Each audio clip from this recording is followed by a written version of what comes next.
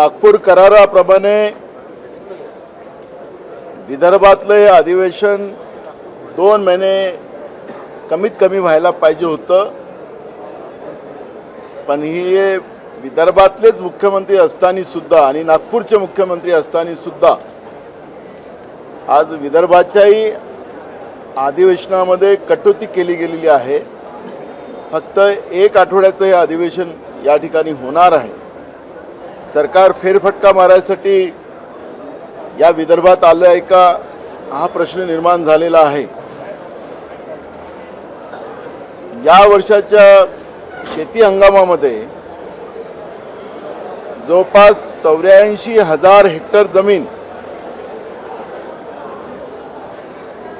प्रभावित झालेली आहे। जमीन खरडून निघून पिकं वाहून गेलेली आहेत।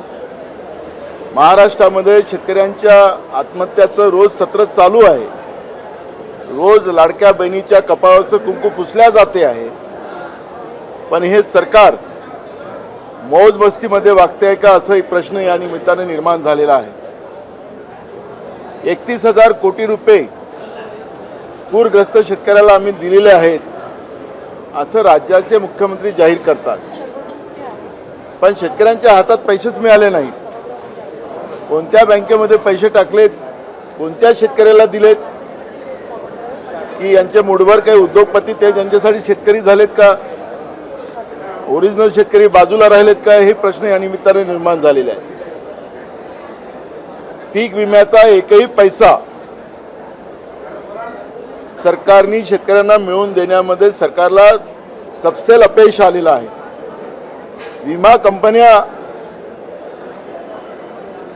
मोठ्या होत चालल्यात, आर्थिक मजबूत होत चालल्यात, आणि ज्या शेतकऱ्यांच्या नावाने त्या विमा कंपन्यांना पैसे दिले जातात ते मोदीच्या मित्रांच्या कंपन्या आहेत, आणि म्हणून मोदींच्या मित्रांना फायदा व्हावा आणि शेतकऱ्यांच्या नावाने पैसे त्यांना द्यावेत असा त्याच्या मागचा अर्थ आहे का?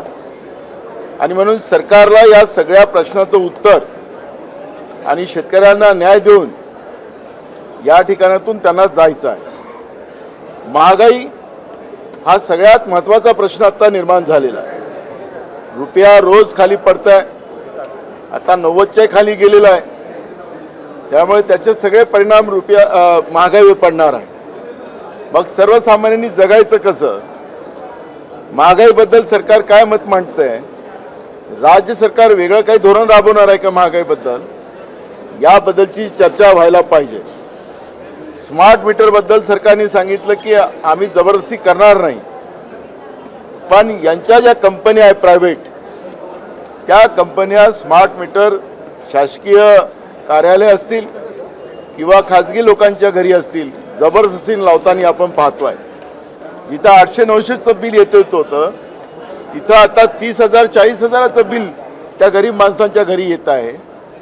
आणि अशा परिस्थितीमध्ये महागाई एकीकडे आणि वीज कंपन्यांची लूट वेगळी, अशा पद्धतीनं लोकांची लूट करणारे हे सरकार या महाराष्ट्रामध्ये महायुतीच्या रूपानं आपण पाहतोय।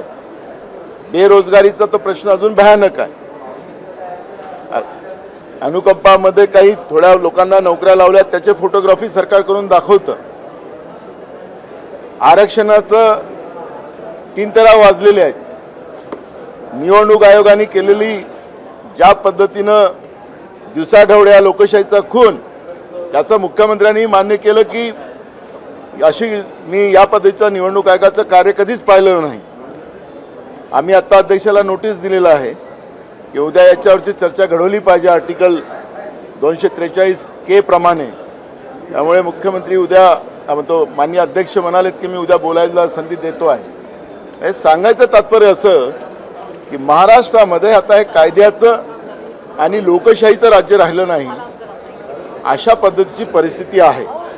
महाराष्ट्रामध्ये एका डॉक्टर मुलीचा डॉक्टर मुंडे फलटणमध्ये झालेला खून म्हणजे डॉक्टर महिलासुद्धा आता सुरक्षित नाही, मुली सुरक्षित नाही।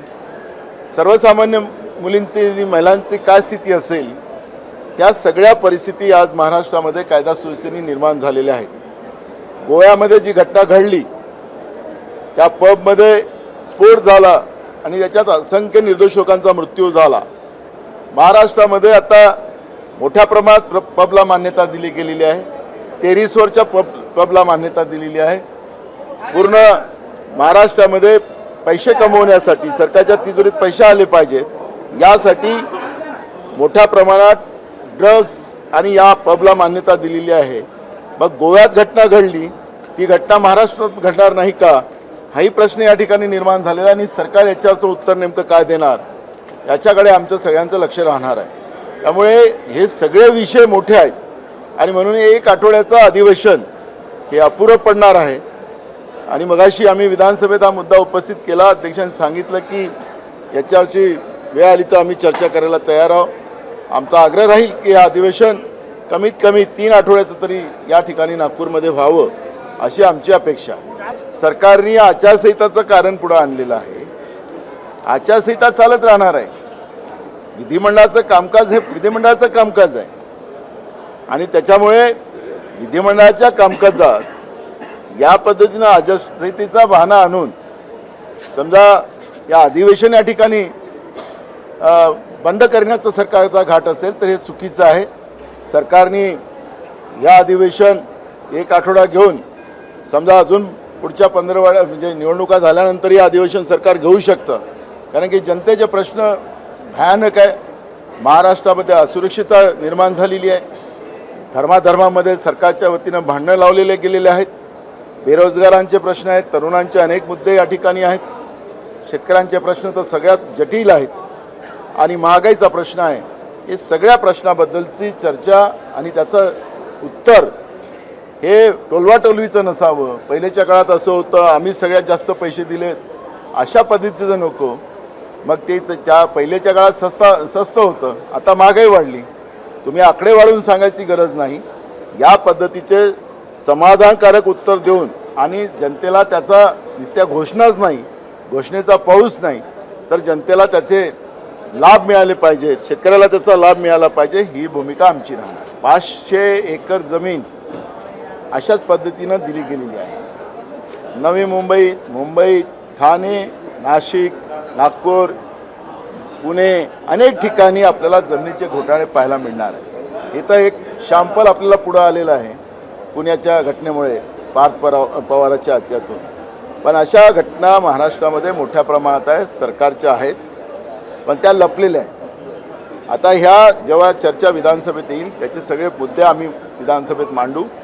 पण जे पद्धतीचं दबाव तंत्र चाललेलं आहे, जसं PMOमधून पूर्ण मंत्रालय चालतं दिल्लीमध्ये, जसं गुजरातमध्ये नरेंद्र मोदी बसून त्या ठिकाणी पूर्ण मंत्रालय चालवायचं, मंत्र्यांना काही अधिकार नाही, तसं पहिल्यांदा महाराष्ट्रामध्ये देवेंद्र फडणवीसांच्या CMOमधून सगळं सरकार चालते आहे. अशा पद्धतीचं चित्र आपण पाहतो आहे. मंत्र्यांना अधिकार राहिलेले नाहीत अशा पद्धतीचं चित्र आपण पाहतो आहे.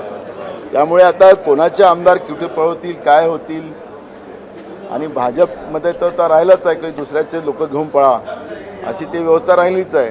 तर ते काही होऊ शकतात. आदित्य ठाकरे म्हणालेत त्याच्यामध्ये त्यांच्याजवळ माहिती असेल की ती आमदारांची संख्या आहे.